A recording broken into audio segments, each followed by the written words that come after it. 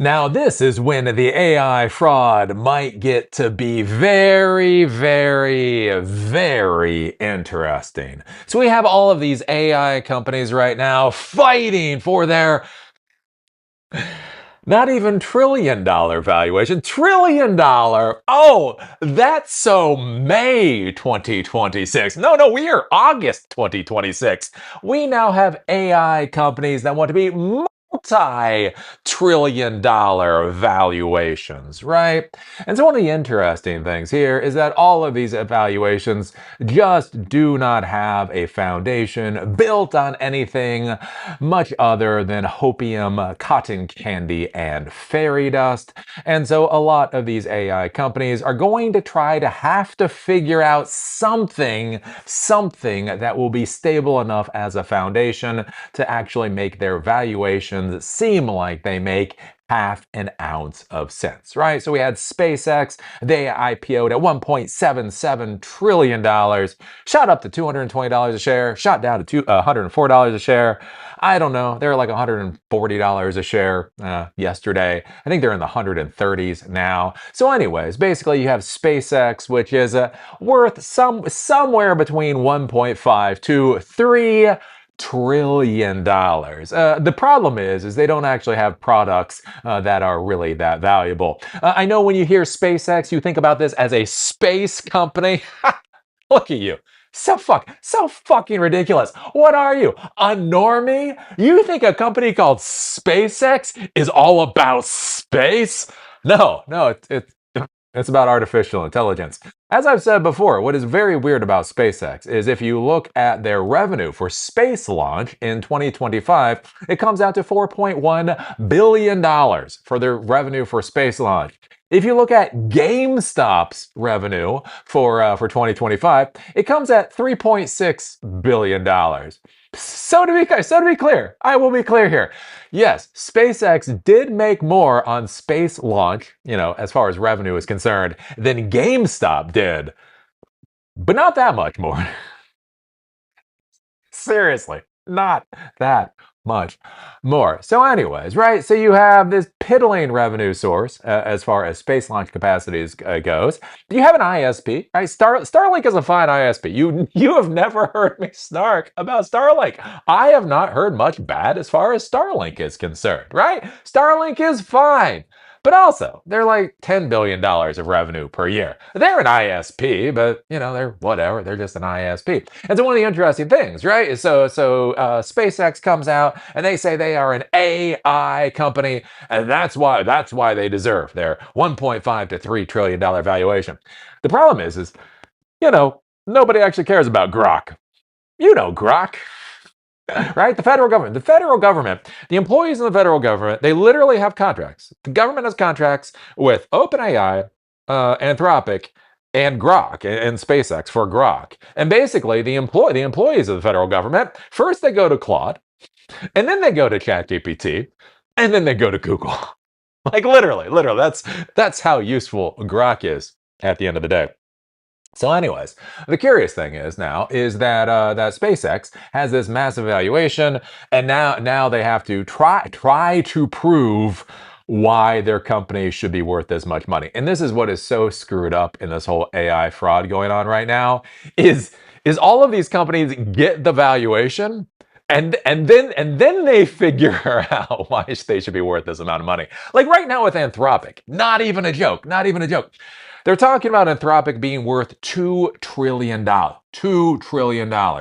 And the argument for why they should be worth $2 trillion is not EBITDA, right? As Charlie Munger used to say, EBITDA is a bullshit metric. Anyway, it's not about EBITDA.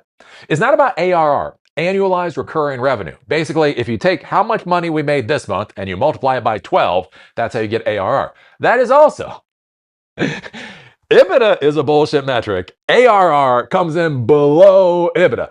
Anyways, the worst part with Anthropic right now, they're going for a $2 trillion valuation based off of what their ARR is going to be 2 years from now. Basically, they're arguing they should get a $2 trillion valuation because they estimate that their bullshit number will be at a certain level 2 years from now.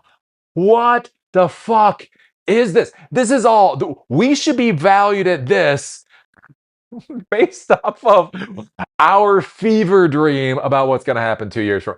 Here's an idea. I'm just going to put this out there for the investor community. What if you actually value a company based off of what it's doing now? And then in 2 years, I'm just going to put this on the table. Then in 2 years, if it really is doing what they say it's going to do, why don't you reassess the value then? I'm just going to put this out there. What if you actually continuously reassess the value of companies based on how they're actually doing today? You could do that. I mean, I get it with the investors, right? They've got their information. Maybe look a quarter or 2 quarters into the future and say, I think they are going to be building up to have X, Y, or Z in 2 quarters. That's why I'm willing to spend a little bit more money now. I'm just, why don't we value our companies based off of what they're actually fucking doing and not about their hopium fever dreams? But anyways, right? So that's what a big issue that we have right now is we have these valuations for these AI companies, and now these AI companies have to figure out how to actually make that valuation make sense. And so it's really interesting with SpaceX, right? SpaceX bought Cursor, right? So they bought Cursor apparently for an all-stock transaction that probably went well for Cursor. I mean, depending on when they get to sell their stock. Anyways, all stock $60 billion for an AI-powered IDE. Again, look, I like VS Code. I fucking love VS Code. You've never heard me be snarky about VS Code. Everybody I know loves VS Code. Look, let's just imagine you actually add like good AI functionality to VS Code. I don't know. What would the value of VS Code with good AI functionality be? $1 billion? $5 billion? Anyways, we have Cursor. Cursor comes in $60 billion stock transaction. And what I would argue is basically what this is Elon Musk now has an absolute metric shit ton of wealth. Again, there's rich people and wealthy people. Rich people have money. Wealthy people have assets, right? Elon Musk has a shit ton of assets. Anyways, so he's using those assets, I think, to buy essentially validation for SpaceX. Like, we're going to put $60 billion on the table to bring in Cursor to show we're a real AI company. And the problem that I have with this, just from a brass tack standpoint, is this massively distorts the valuation of different assets. And again, I'm not particularly against Cursor. I've never heard anybody be particularly mean about Cursor or snarky about Cursor. But come on, it's an IDE company that's only been around for a couple of years. Does it really make sense that it's worth $60 billion? No. What does make sense is Elon Musk is trying to figure out a way to make SpaceX's validation make sense. And so if they're an AI company, look, we now have an AI IDE. So that shows them, how valuable they are. And so what's kind of interesting as we go down this process is that these AI companies get a tremendous amount of money, and then they have or wealth really, and then they have all of that wealth that they can then start using to try to prove why anybody should care about their company. And so that's where Cursor comes in. So again, Cursor was purchased by SpaceX AI for $60 billion. All stock transaction, and now they're coming out with Origin. And so basically what Origin is it is supposed to be a replacement for GitHub. So GitHub, again, is a wonderful product that's been around for a long time that's having some issues lately. I mean, everybody I know uses GitHub, so they have to be kind of careful about how snarky they get about GitHub. But GitHub has been having some problems lately. GitHub is actually a Microsoft product.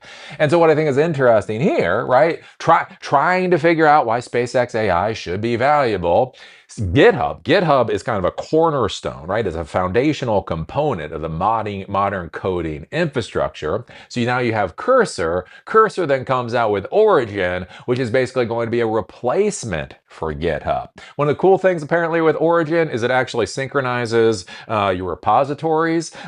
So it's interesting how they're currently doing it. As I understand, the current deployment is the idea is that GitHub remains the source of truth. So basically, truth lies at GitHub, but then Origin synchronizes off of GitHub, and then you and your team are able to interact with the code on Origin, and then it resyncs basically back to GitHub. And that's the idea. And so I think what's kind of interesting here is the concept for SpaceX AI is what if they can replace GitHub, right? That becomes an interesting thing.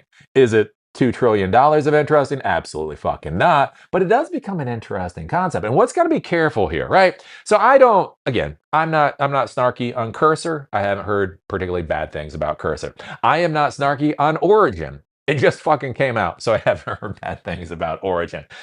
But here's what you have to be cautious about.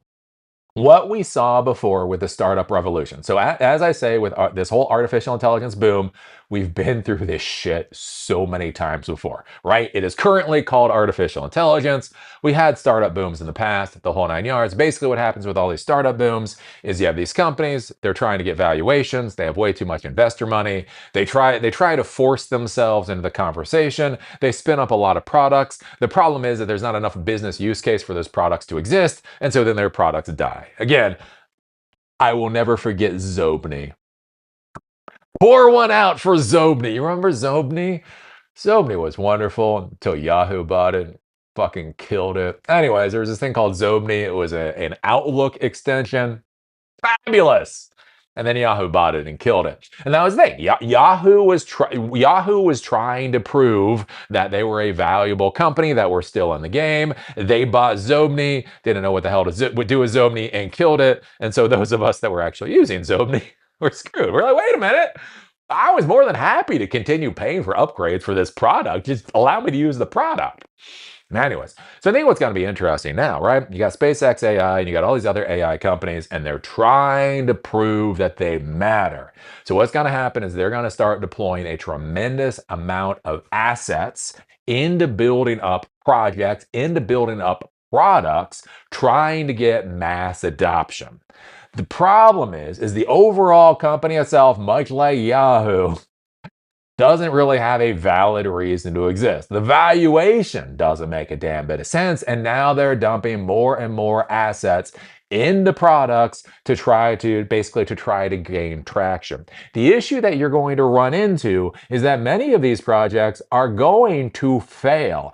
Again, I am not snarky about Zobni. I love me some Zobni. Yahoo killed Zobni, right? The problem when I see something like Origin is Origin appears to be trying to be a GitHub replacement. What is going to happen is in the technology world, a lot of people look up to Elon Musk, right? He is the techno king for some reason. And so if the techno king creates a replacement for GitHub, you gotta jump on board that. So imagine when your development teams start migrating over to Origin. And remember, when this starts to happen, one of the problems you get to in the modern world is shadow AI. You thought shadow IT was bad. Oh, you naive summer child. Wait till you start dealing with shadow AI. So you're going to have different development teams within your company, and it might be, whatever, throughout your company. And they are going to start going with Origin. They're going to start liking the Origin product, and they're going to start getting into the workflow. They're going to understand how this works. But the question that you should be thinking about as an actual IT decision maker is what happens if Origin fails? What happens when Elon Musk gets bored? And you know he's gonna get bored. What happens if Origin gets pulled? What happens if the price of Origin goes through the roof? What happens if any number of things happen to Origin and you are now locked into the Origin platform for all of your development? That could be an absolute and utter crap show, and it's something to be very careful about, right? Because GitHub right now has a lot of issues. They've been going down, all kinds of weird ass shit's been going on with GitHub. You can Google search it. Anyways, GitHub has had a lot of issues on its own. GitHub is owned by Microsoft. A lot of people out there don't actually like Microsoft, right? Cursor, Origin, is now owned by Elon Musk. A lot of people love Elon Musk, right? There are so many arguments out there for people to migrate over to Origin. But the question that you should really be thinking about is what happens if Origin goes boom? What happens if all of your developer teams have migrated over to this platform that doesn't actually have a business case, that actually doesn't have a viable way, a viable path to business success, being funded by a company whose valuation is just astronomically stupid? What happens when that goes boom? And when I say this, shit goes boom all the time. Crap goes sideways all the time. I've talked about Zobni before.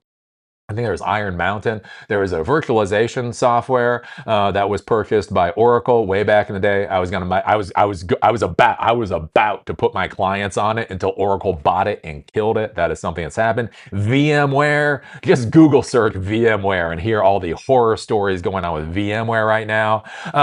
There's an issue with. Oh, is it the BBC? I do need to do a commentary on that. I don't know, BBC. Anyways, one of these television stations, PBS, whatever. Apparently, like 80 terabytes of their historical television has just fucking disappeared overnight because the storage company they were using failed. Again, when I talk about this stuff, I know the 18-year-old's like, look at this boomer complaining about AI, AI GitHub. Yeah, motherfucker. Because I've been there. I was 18. I was a sweet summer child. Oh, bad things. Bad things happen.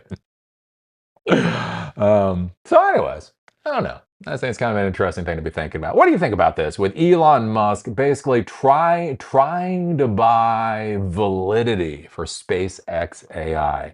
What do you think about them using $60 billion in stock to buy Cursor? Now they're coming out with a GitHub clone, basically an AI version of GitHub. Does any of this sound like it's actually gonna get him to that $2-3 trillion valuation, or does it kind of seem like he's throwing money at crap, hoping something's gonna stick? Have you been in this field long enough to remember big ass companies throwing money at crap and a lot of stuff not sticking?